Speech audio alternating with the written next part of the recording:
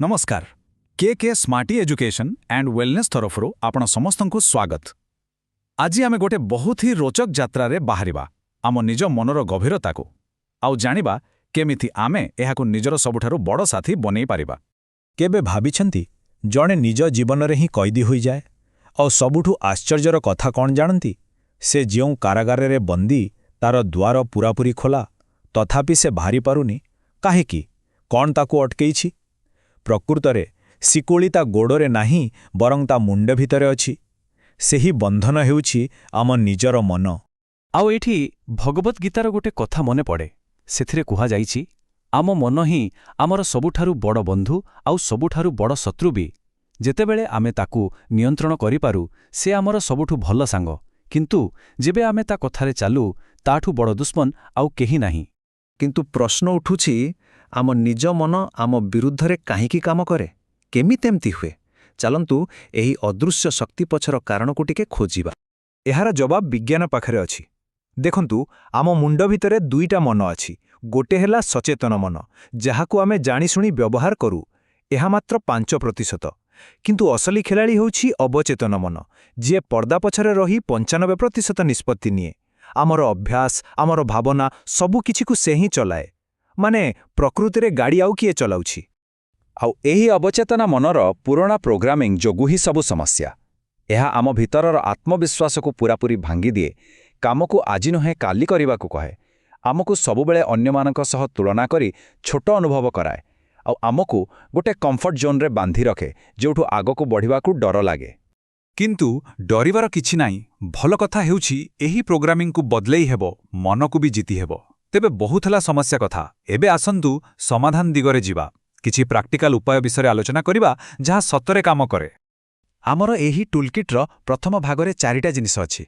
प्रथमे सचेतनता, माने आम मन भितरे चालिछि कोन ता उपरे नजर रखिबा। 2 रे निज श्वासक्रिया को नियंत्रण करिबा। 3 रे ध्यान आउ 4 रे आमर खराब अभ्यास गुड़िकु भल अभ्यास सह बदलाइबा। आमे जेउ सचेतनता कथा कहूछु विज्ञान रे ताकू कहंती मेटाकॉग्निशन। एहार सरल अर्थ हेला निज चिंता विषय रे चिंता करिबा। जेतेबेले भी मनकु कोनोसी खराब विचार आसुछि ता सह निजकु न जोड़ी जणे साक्षी भली ताकू देखिबा। बास एतिकी कले ही सेही नकारात्मक भावनार शक्ति अनेक मात्रारे कमी जाए। ठीक सेमिति अभ्यास बदलाइबा भी पूरा संभव। वैज्ञानिक भाषारे एहाकु कहंती न्यूरोप्लास्टिसिटी। एहार माने आम मस्तिष्क गोटे पत्थर भली स्थिर नुहे, बरं एहा ओदा माटी भली। आमे जेमिते चाहिबा सेमिते आकार देई पारिबा।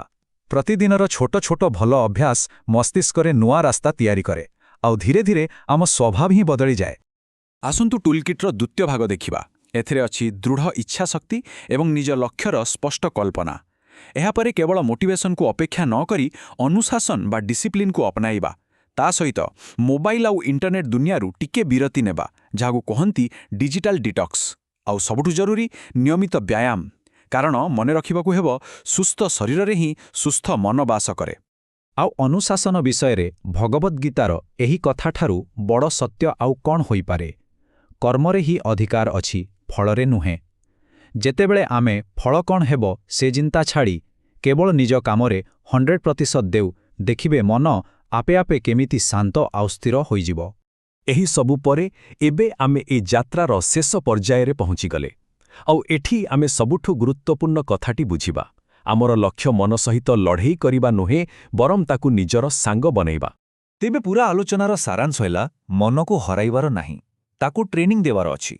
आमर सबुठु बड़ शत्रुकु निजर सबुठु शक्तिशाली बंधुरे परिणत करिवार अछि। जदि आमे ताकू ता बाटरे छाड़ी देबा से आमकु बर्बाद करिदेबो, किंतु जदि आमे ताकू ठीक बाट देखाइबा ताहेले ताठु बड़ संपदा आउ किछि नाही। तेबे शेषरे प्रश्नटी हेउछि आमे कौन निजर एही सबुठु बड़ शत्रुकु निजर सबुठु भल बंधु बनेइबा पई प्रस्तुत। कारण एही परिवर्तनर यात्रा आउ केबे नुहे, वर्तमान एही मुहूर्तरु ही आरंभ होई पारे।